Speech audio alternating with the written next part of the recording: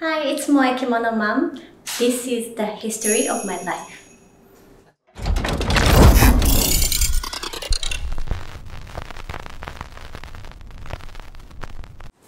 皆さんこんにちは。ダリジャパンのしゅんです。今回は着物マムこと萌さんをゲストにお招きし、萌さんのこれまでの人生や今後の目標についてインタビューしたいと思います。萌さん、本日はよろしくお願いいたします。よろしくお願いします。萌さん、簡単に自己紹介をお願いいたします。はい、着物マムの萌です。一児の母です。今、日本の家庭料理を海外に広めるために YouTube や SNS を通して活動しています。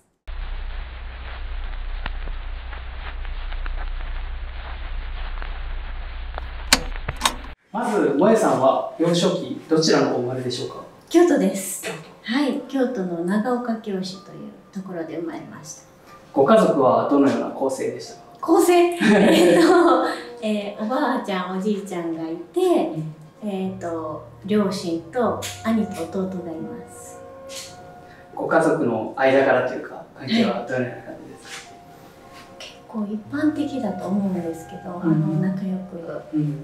兄弟は喧嘩もしながら、そうですね、男兄弟の間の女の子一人だったので、結構アクティブに育ったかもしれないですね。萌さんは幼少期どんな性格、覚えてらっしゃる程度に、めちゃくちゃ負けず嫌いでした。やっぱりお兄ちゃんと弟に挟まれてたんで、なんかこう男の子だけがこう夜遅く帰ってきてもいいとか、なんか足開いて座ってもいいとか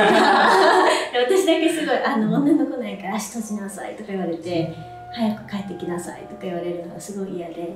結構負けず嫌いでしたね。京都でお生まれだとなんか日本文化を感じる幼少期の体験とかってあったりしましたか？祖父が着物関係の仕事をずっとしていたので、お家の中には着物ダンスがいくつもあったりとか、祖母も母もたくさん着物を持っていて、で私もちっちゃい時からお着物が好きでよく着たりしてました。他になんか幼少期特有の、おままごととか幼少期好きだったことってありますか？おままごと、なんか新体操をずっとやっていて、でもそれに打ち込んでいたので、そうです、結構スポーツ少女だったかもしれないですね。何か具体的なスポーツは新体操以外にも何かあったんですか？いや、もう新体操一本でした。ちなみにそこから小学校に上がられて、何か周りのクラスとかご自身の性格とかが変わったりしますか？6歳の時に新体操を始めて、もう小学校5年生までずっとやっていたので、学校も早く帰ってきて着替えて練習に行って毎日っていう感じで、小学校の記憶は結構新体操の記憶っていう感じですね。周りにその新体操とかってされてる方いらっしゃいました？いや、確か5歳から6歳の時にオリンピックをちょうどやってて、でテレビで見て「あ、お母さんこれやりたい」って言って、なんかピーッと来てで母に頼んで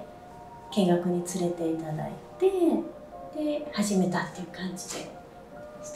バク転とかって今もできたりしてるんですか？バク転はね、あんまり新体操、どっちかっていうと新体操ってすごい体が柔らかくて、リボンとか、フープとかボールとかコンボとか使ってダンスに近いですね。勉強不足でした。じゃあそこから中学校高校と進学して、より自我が芽生えてくると思うんですけど、お勉強だったり周りのクラブ活動とかはどうでした？中学の、小学校5年生の時に足を怪我してしまって、新体操が続けられなくなって、で新体操は競技なのですごい人と競って試合に出て点数を稼ぐっていう競技なんですけど、そういうちょっとハードな練習ができなくなってしまって、でダンスに転向して、でそのダンスを楽しむみたいなその時ミュージカルもすごく好きだったので、ミュージカルとかダンスを楽しむっていうことを中学生ぐらいにすごく熱中して、で、高校もそのミュージカル、その時ミュージカル女優になりたいっていうふうにその中学校で思ってたので、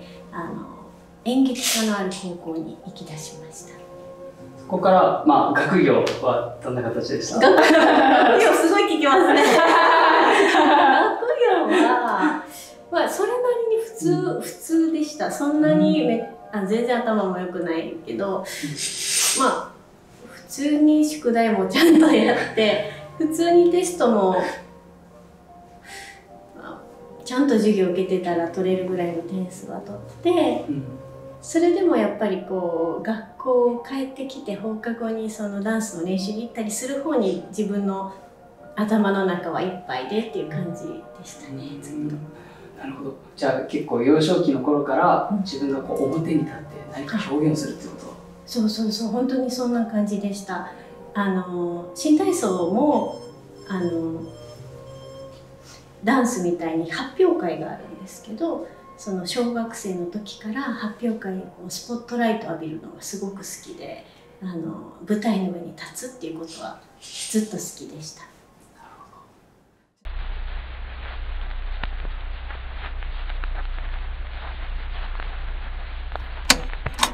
そこから舞妓さんの方に入られると思うんですけど、それは何歳ぐらいの頃でし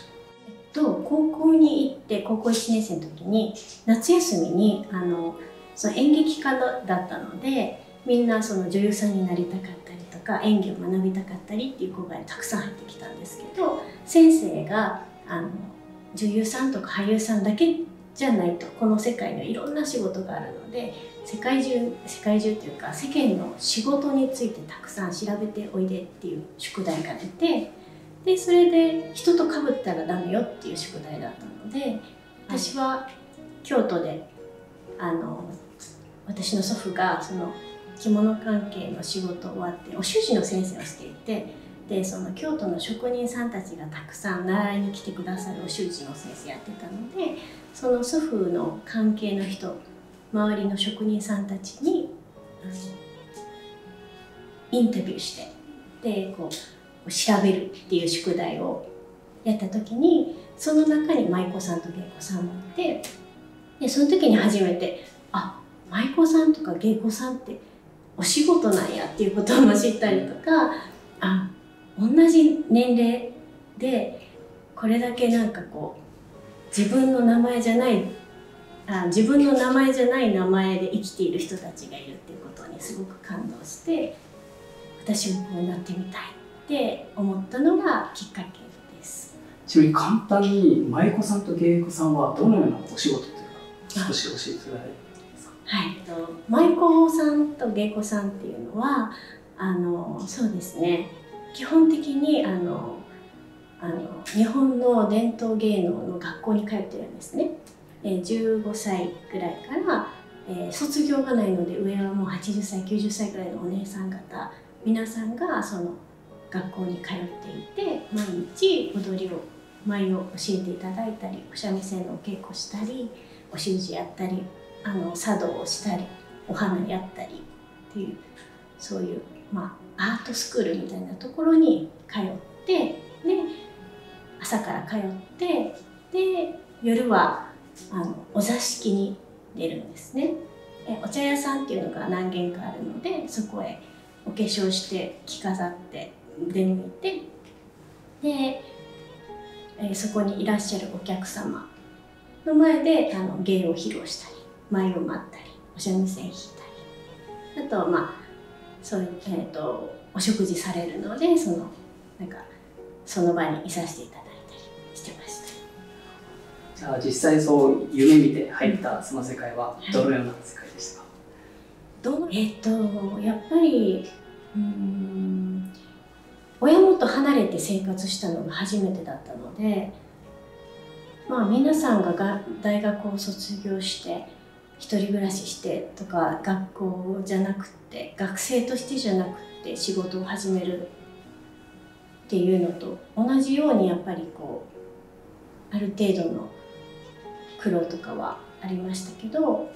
舞妓さんになる前に1年間下働き時代っていうのがあって、仕込みさんっていうんですけど、その時代にお家のお掃除だったりとか、お姉さん方のお手伝いだったりとか、たくさんその舞妓さんになるために大切なことをお姉さん方から教えていただくんですけど、本当に16歳の何にも知らないちょっと前までお父さんお母さんと住んでた普通の子だったんで、なんか玄関上がる時はちゃんと靴揃えて端に寄せやとか、なんかお姉さんが行かはる時はちゃんと前もってお姉さんの下駄とかお草履を玄関に置いときやとか、そういう本当に初歩的なところから教えていただいて、そうですね、実際に働いてみて、その当時はもう怒られて泣いたりとかしょっちゅうだったんですけど、今考えると生きていくのにすごく大切なことを教えていただいて、すごい貴重な経験やったなっていうふうに思いますね。一番辛かった経験みたいなのはありますか？辛かった経験、結構楽観的な方なんで、結構忘れてしまう部分もあるんですけど、はい、そうですね、辛かった経験は何やろな。本当にお稽古は大変ですよね。やっぱりその道のプロのお師匠さん方からたくさんお稽古つけていただくので、それを必死になって覚える、必死になってお稽古させていただくっていうのがあるんですけど、でもそれは辛かったっていうか、自分の成長のためになったなっていうことですし、なんでしょう、それこそご家族の皆さんはサポートとかどのような？もう完全に親元を離れて、その置屋さんっていうその所属事務所みたいなところで寝泊まりをするんですけど、そうですね、確かに親元を離れて生活するっていうのは辛いとはまた違うけど、初めての経験で大変でしたかね。はい、ちょっと以前お話を伺ったんですけど、お母さんが一旦カレーライスを持ってきて、そう何が辛くて、結構いろんなことがありますよね。やっぱり夜遅くまでお仕事して、例えば人間関係で悩んだりとか、それこそ舞妓さん芸妓さんじゃなくても悩むこととか、やっぱり思春期の時代ですし、10代後半でいろいろあると思うんですけど、とか、あとは、今ほど SNS とかがなかったので、そんなに同級生がどうやって過ごしてるとかは知らなかったですけど、でもあれやっぱり普通に高校行って大学行った方が良かったんかなとか、なんかやっぱり誰しも16歳で決断したことが絶対舞妓になろうって言ったとしても、やっぱり良かったんかなって思う時とやっぱり出てきたりとかして、もうやめたいっていうふうによく夜中泣いて母に電話してたんですけどその時とかに母は16の時に私を置屋さんに預けた時にお母さんがいらっしゃって、そこに置屋のお母さんに預けた時に、私の母親は今の実の母ではなく、もう置屋のお母さんに娘を託したと思ってるから、途中でやめたらあかんっていうふうにずっとサポートしてくれてたんですけど、たくさん会えるわけではないので、電話でサポートしてくれてたりとかして、でもうほんまにやめるみたいな風になった時に、夜中電話かけたら、次の日こっそり置屋さんまでジップロックに入った私の大好物の母のお手製カレーを持ってきてくれました。置いてありましたそうなんですね。もう直接お会いすることはなく手紙と一緒にジップロックのカレーが置いてあって、でそれを泣きながら食べて、頑張ろうっていうふうに思ったことがあります。ちなみに舞妓さん芸妓さんを辞めるっていうふうになった流れはどのような？ですか？結婚したら辞めないといけなくて、で、芸妓になって1年ぐらい経った時に出会ったお客さんと結婚することになったので辞めました。そのお客さんと結婚するっていう時はもうお店の中で出会っていて、そこから関係性を築くみたいな。まあ結婚した時21歳だったので、あと22か、どっちだったかな。まあそれなりに普通の人のように恋愛して、はい、東京の方と結婚したので東京に出てきました。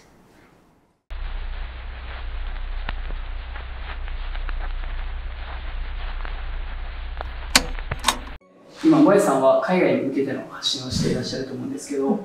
何か海外志向になった経験とかってあったりしたんですか？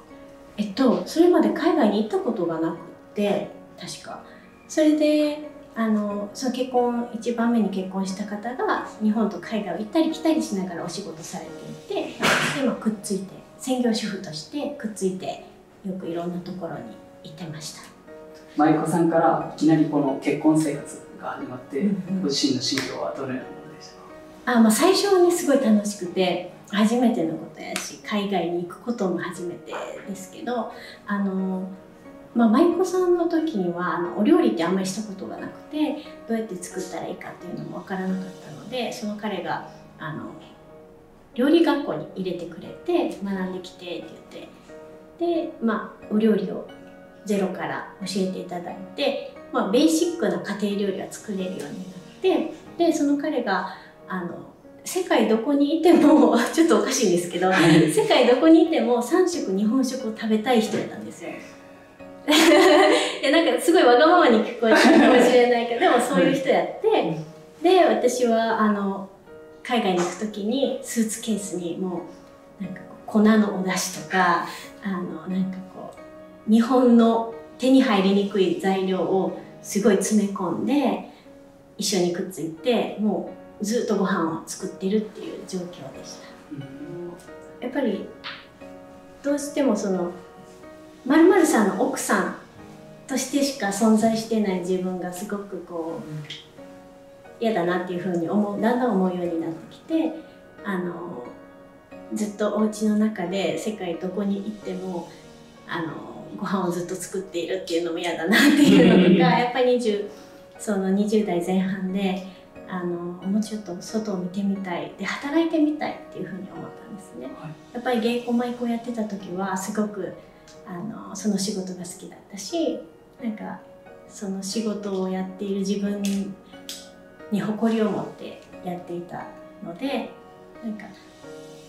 仕事をやりたいっていうふうに彼に相談したら、彼はちょっと保守的な考え方で奥さんを外で働かせたくないっていう考えで専業主婦でいてほしいっていう考えだったので、ちょっとそこのズレがあってで離婚することになりました。そこから、日本に戻られてどのような生活をしていらっしゃるんですか？そこからはもう大変でしたねやっぱりこう京都に帰るっていう選択肢ももちろんあったんですけど、やっぱりこう、京都舞妓さん芸妓さんを辞めて結婚して東京に来て、でいざ離婚してみたらやっぱり、ね、自由になりたいって思って離婚したんですけど、自立したいと思って離婚したので、また親の元に帰って親に面倒を見てもらって、そしたら私一生自立できんなっていうふうに思って、自分でちゃんと生計を立てて、自分で仕事をして、またこう自分の仕事に誇りを持ちたいっていうふうに思って東京に残る選択をして、でもういろいろやりましたねいろんな仕事を特に私中卒なので、中学校高校を中退して舞妓になっているので、その履歴書に書ける立派な履歴もなく、ほとんどの会社はその大卒以上とかなんか高卒以上とかってそれがこうミニマムだったので、知り合いとかお友達とかにこう教えていただいたところで働かせてもらったりとか、そういう知り合いづてで東京でなんとか生きていくためにもがいてた時期もありました。ちっちゃいアパートを借りて、はい、その一人の生活は大変な環境でもやってよかったと思いますか？いや本当に本当に世間知らずやったなって痛感しましたね。どういったところがやっぱり東京で一人で住んでいくっていうのはお金がかかるし、20代前半の女の子やったんでやっぱり自分の身は自分で守らなきゃいけないし、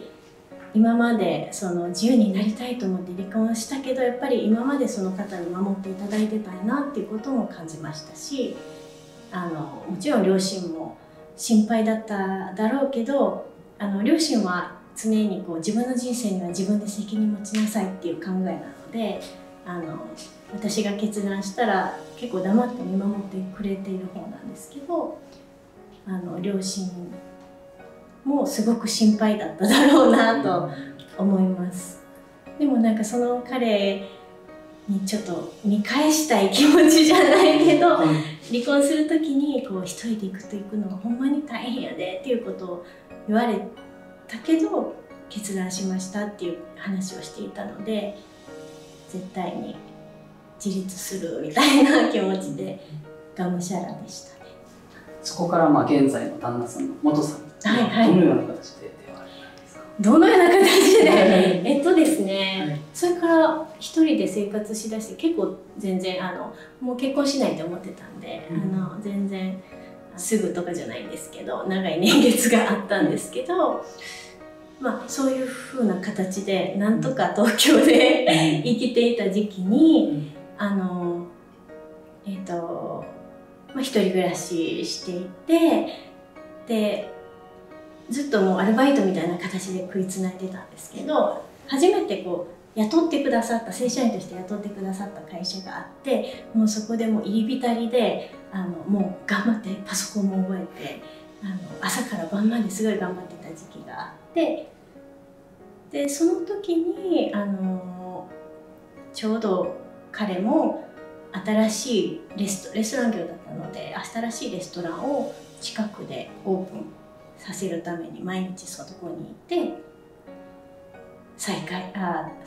したっていう感じですね。そこから再開された時はどのような感情になりました？いや何もその時は全然あの人やぐらいでもお互い昔は結婚していて、再会した時はお互いもう離婚していたので、お互い独り身でした。そこからどのような形で関係をですね、やっぱり私自身も初めてちゃんとした会社で働くっていうことで覚えなきゃいけないこともたくさんあったりとか、パソコン本当に一からパソコンを触ったりとかしていて、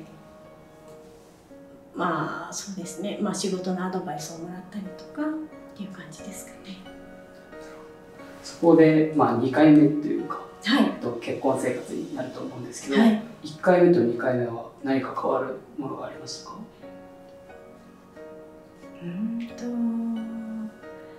本当にもう結婚1回目で懲りてたので、もう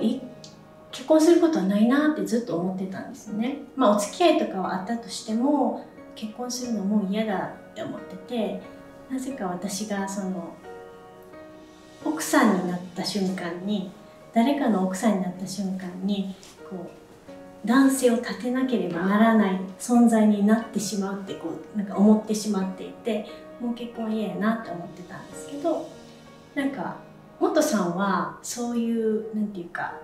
男女の隔たりがないというか、ちゃんと人間として見てくれる人で、なんかあんまり女性やから3歩下がってみたいな意識が全然ない人で、世界には日本にもそういう方たくさんいらっしゃるんですけど、私がちゃんと話重ねていって、本当にこの人はそういう考えないなって思えたのが元さんが初めてだったので、元さんとやったらなんかこの先も家族になってで例えば子供を作ったりとか新しいこう自分が描けるかなって思ったのが結婚を決めたきっかけでしたかね。それこそ一般的なっていう言い方をさせていただきますけど、少し年の差もあられるんじゃないかなと思うんですけど、そういったことが何か周りの反応とかは影響することはなかったですか？いや、そんなに。確かに YouTube で自分の動画とかで18歳離れてるって言ったらみんななんかこうその年の差について論争が起こるんですけど、でも私が実際に誰かに紹介したりとか親に紹介した時も全然すんなりでしたし、実際にそこまで言われたことがないんですよね。実際に例えばちょっと年行き過ぎてるからやめときみたいなことを言われたこともないし、なんか本当に自然な感じで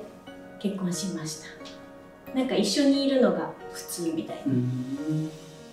ここで今回の動画のスポンサーの東京トリートと桜子を紹介します。東京トリートはポップな和菓子ボックスで日本限定のインスタントラーメンやドリンクなど日本でしか手に入らない限定品や季節限定のフレーバーの和菓子を毎月20個までお届けします。今月のテーマは沖縄です。まず最初は塩ドーナツボール。いただきます。こんな形なんだ。クッキー&クリーム。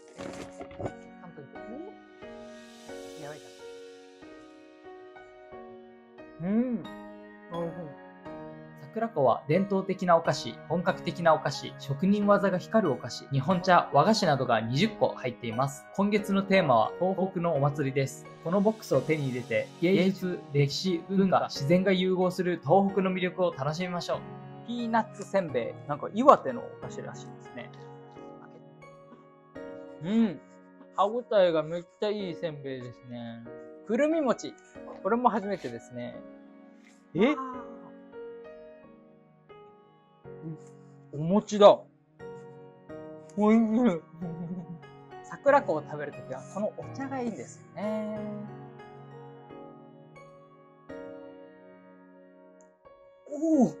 久しぶりのお茶飲んだ。うまっ。普通にうまかった今。どちらのボックスにも小冊子がついており、お菓子の詳細やアレルギーなどが確認できます。興味のある方は下記の概要欄のリンクをご確認ください。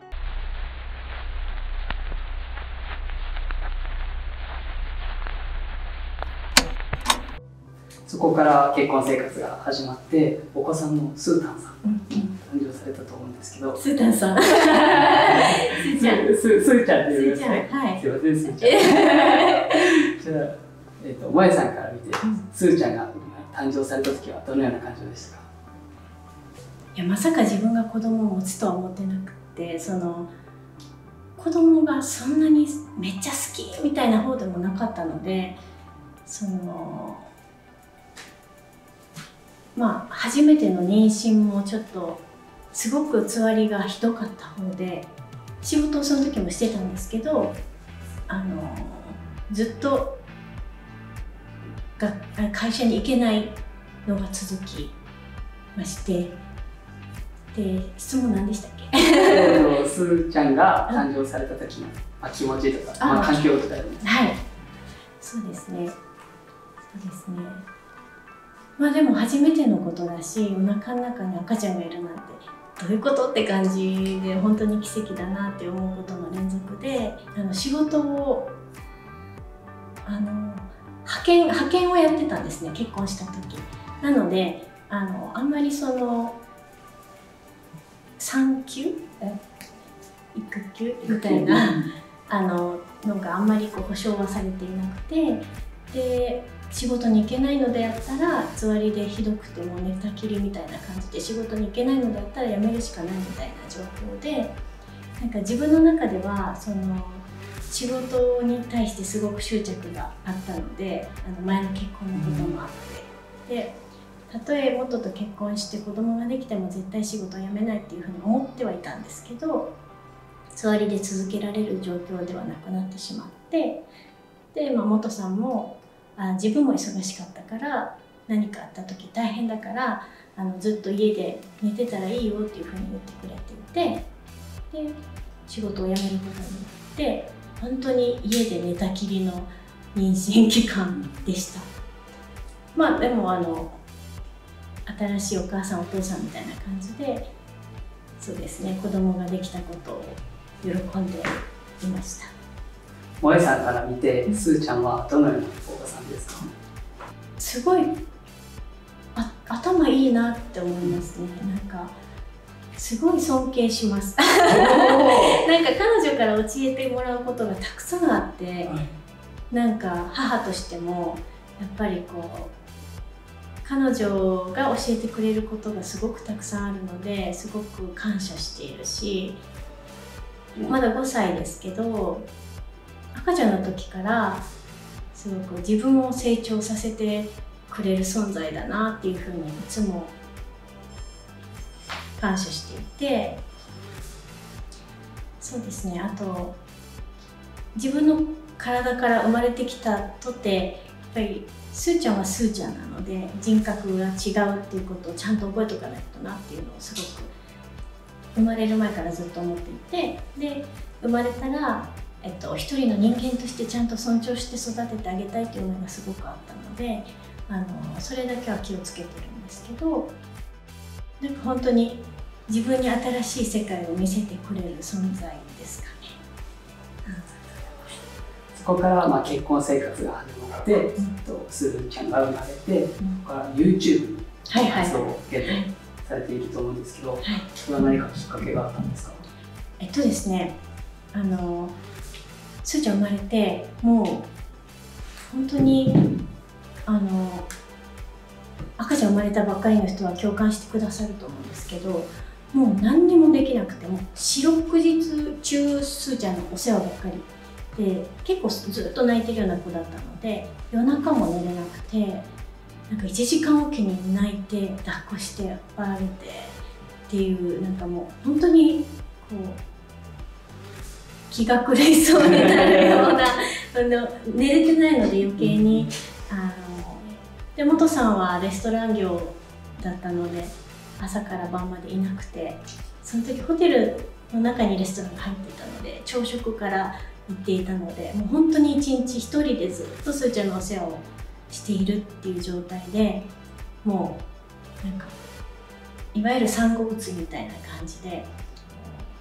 自分の仕事に誇りを持つとか言ってたけど、なんかもう家の中から一歩も出れない日々が続いて、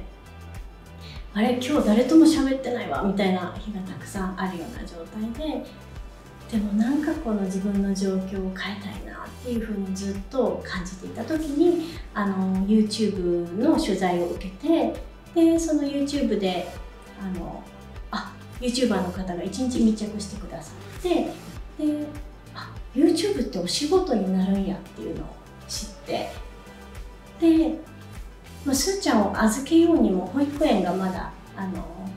待機児童みたいな感じで空きがなかったので、この YouTube っていうお仕事だったら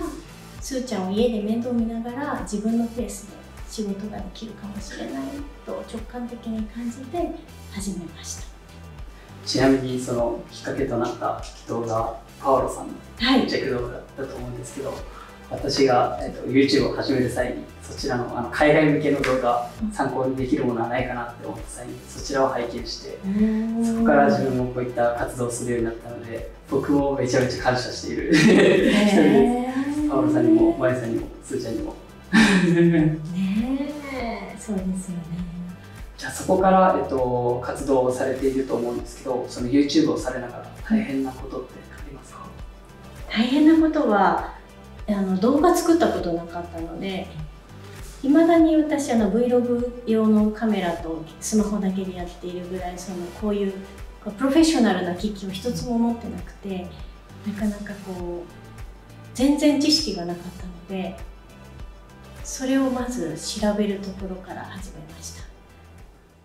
でそこから少しずつ結果が出てきたと思うんですけど、じゃあ最後に今後の活動の展開、目標みたいなのがあればぜひお願いします。その YouTube 始めた頃は日本の芸妓としてのアイデンティティとして着物を着て、でその時専業主婦としてずっとやっていた日本の普通のご飯を作るっていうことをできることを全て組み合わせてドッキングして何かできることと思って家庭料理を海外の方に向けて発信するっていうことを始めて、でそういうあとは日本の家族の様子とかを Vlog にしたりしてたんですけど、だんだん毎週こうアップをするにつれて日本の家庭料理って結構お出汁だったりとかみりんだったりお酒だったり他の国にはない調味料を使うことが結構あって、そういうなんか特定の材料が手に入らないよとか、あとは私はビーガンだからカツオを食べられないよみたいなコメントをたくさんいただくことが増えて、なんか皆さんが使えるオールポーポスソースみたいなものがあればいいのになっていうふうにずっと考えていて、で3年かけてそのうまみソースっていうのをローンチしたところです、去年。はい、それに今全人生を今かけてます。はい、人生で言ったら、アメリカに引っ越すかもみたいな話を、そうです。今Amazon US だけで販売していたんですけど、お客さんもそちらにいらっしゃって、でアメリカでの今日本から送っているんですけど、やっぱりできるだけコストを下げてたくさんの方に手に取ってほしいので、アメリカで生産をスタートすることが決まって、でなかなかオンラインビジネスとして日本からアメリカのビジネスを進めることが難しいっていうのを気づいて、アメリカに移住しようと最初計画してたんですけど、やっぱり円安と、あとは3年間もうまみソースをみんなが食べれるものを作ろうとして開発に時間を費やしてきたので、アメリカで住む費用がないっていうことに陥ってしまって、で今キャンピングカーで家族3人でアメリカ中をロードトリップして、で実際にアメリカのローカルの方にうまみソースを渡して手に取ってもらって、紹介していくっていう旅を始めようと思っています。なるほど、ありがとうございます。ちなみにその旅って何か支援とかできたりしますか？ありがとうございます。視聴者さんが、はい、もう本当にクラウドファンディングを今、やってます。はい、ぜひこの動画の概要欄にリンクがあるので皆さんチェックしてみてください。ありがとうございます。本日は長い時間、インタビューに答えていただきありがとうございました。ありがとうございます。